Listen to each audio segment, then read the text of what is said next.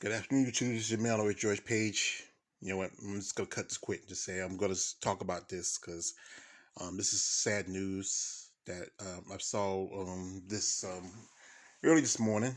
I was out and about and I was doing some stuff. I was taking care of some things, and then I saw that the this great man has passed away. This is one of the greatest actors in the world. I mean, he's just a legend. I mean, it's just his passing is just sad. Just it's been barely a week since the passing of the great Betty White. Now, just into the new year, we lost another legend, and that is one Sir Sidney Poitier.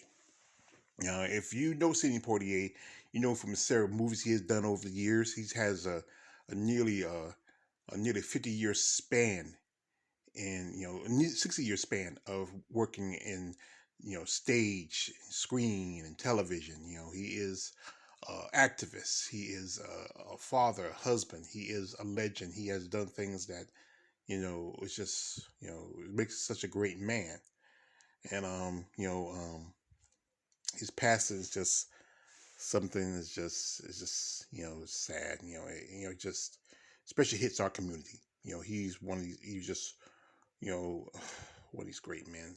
But anyway, Sidney was born um, February the 20th of 1927, and this just like Betty White. He was just maybe just a little over a month away from his 95th birthday. He was 94 years old when he passed. 94. He lived almost 100 years for a man. That's great for him.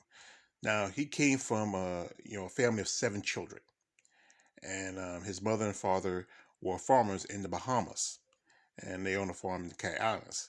Now, his family, when he was young, traveled to Miami to sell fruits and vegetables and other produce.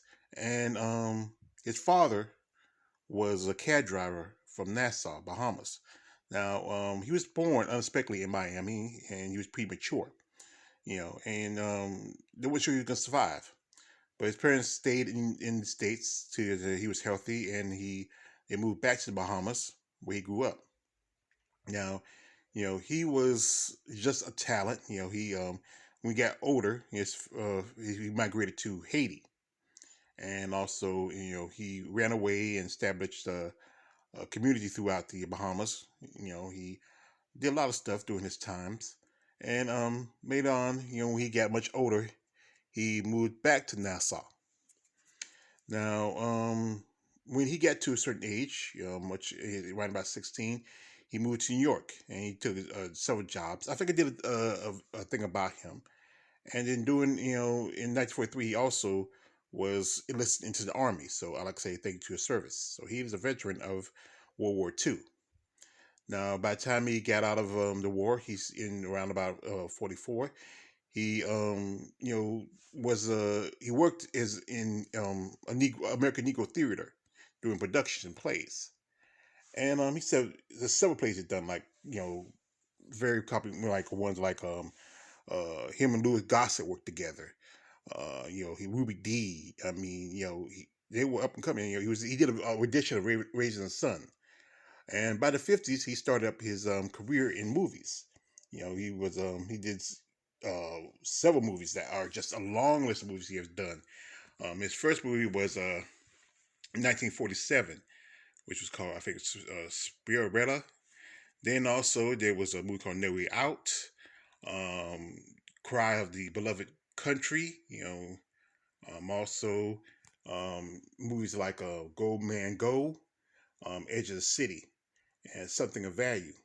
Also, he did one movie with the Great Lake Tony Curtis, The Defiant Ones, which is a classic. Everybody knows The Defiant Ones. It's a classic. Then him and Paul Newman did a movie called Paris Blues. So it was him, Paul Newman, and also Diane Carroll. Originally for the story was that Diane Carroll was supposed to be the love interest for Paul Newman, but they switched around. Back then it's like the early '60s. Still won't cut the idea of black and white men being together, but even though it happens, but that's a side point. But also, he went on and did the movie edition of his movie Raisins of the Plate and Raising the Sun. Um, you know, Pressure Point. Also, another movie called Lilies in the Field, where he played contract construction worker helping a group of nuns to build a church. I remember I seen that movie a long time ago. It was a classic, you know. And later on, he did several other movies, such after that, such as the Bradford Innocent, Greatest Story Ever Told, Patch of Blue, Duel at Diablo, like so many actors. He done westerns. The classic with Sir Love, we played teacher teaching young students in Britain. You know, and one of the movies that people might remember for is, um, you know, Here the Night.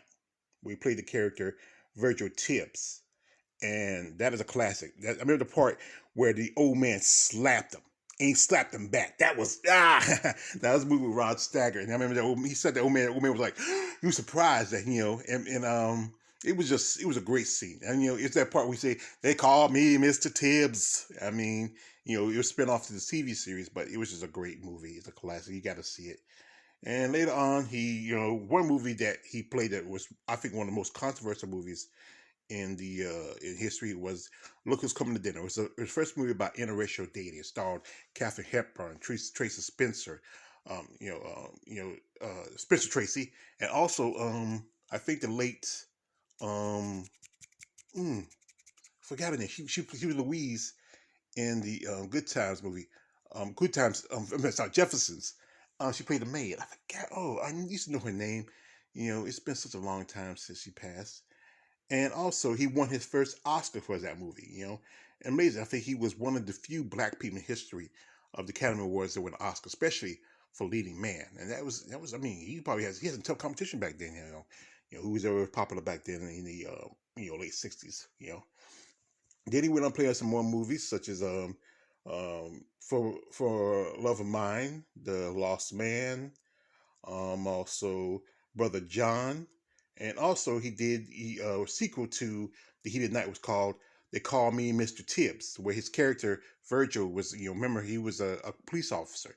He was coming to, remember in The Heated Night, he was visiting, he was on the way, I think, to visit somebody or some family members, and he was on his way back to his job. He was a San Francisco lieutenant, and that's another one. And also he worked with one of his good friends, Harry Belafonte, and Buck and the Preacher. And he kept on movies like movies with several movies with quite a couple movies with the great Mr. Bill Cosby, Uptown Saturday Night, Let's Do It Again, Piece of Action. Then in the '80s he was busy with movies like Shoot to Kill with Tom Berenger. He also was a director and produced a lot of stuff. He was busy. Little Nikita with the late Reva Phoenix, Sneakers with Paul Newman. Those movies both worked with both with Sneakers and Paul Newman. Also, Century Cinema and the Jackal, which was I think was with that was the one with was it Bruce Willis? I'm trying to remember. It's so many great movies. And then his last movie was in 2008, which was the Warmth of Don Rickles Project. Where, it was a documentary. That's the last movie production done. He did quite a few TV movies like The Bricklayer, and he also had a TV career in 1952 when he worked the CBS Workshop. He done Jack Party Night Show. He was on Larry King. I mean, his last movie was the Bricklayer, the last Bricklayer in America, and that was in 2001. But he was an activist. He supported people like Dr. King, and he also was there when they had the speech at in Washington. I mean, he was he was a true activist. And he spoke up about justice and helping the people, and he was just a great man. I mean, he did so much. And he was just one of these legends. You just can't, he had a good relationship. One of the greatest actors around that did a video about a while back was Denzel Washington. And and around the same year when Denzel won his Oscar for Training Day, Sidney was Mr. Sir Poitier, was given an honorary Oscar, and I remember the speech where Denzel said, "Now I have to try. I used to try to catch up with him. Now we're tied." And these are two of the greatest actors in just not just being of our community, but just in the world. Sidney and Sir Poitier and Denzel, and they had a good relationship. I think, being they both have so much in common in some way, the talent and just just what they have done in their careers. And Sidney has also he has his prints in the Hollywood Walk of Fame. I think around about the '60s, and he was in '74. He was knighted by Queen Elizabeth. And because he's from the Bahamas, which is British colonial territory, he is a British citizen. So he was I think he's one of the few black men in the history to ever get knighted by royalty. And he has several awards, like from different from I think PFTA. I think it's a British award, lifetime achievement awards. Everything from the Golden Globe, Cecil B. DeMille Award, Silver Screen Actor Guild Awards. I mean, and in 2009, he was given the President of Freedom Award, and that was the same year the late Desmond Tutu got his award. And that was just to honor this man and what his contributions to contribute to not just to the acting film award, but also to justice and also equality for Americans. Even though he was born here, he was born in America, being born in Miami, so he's an American citizen by default. But truthfully, he was just a great.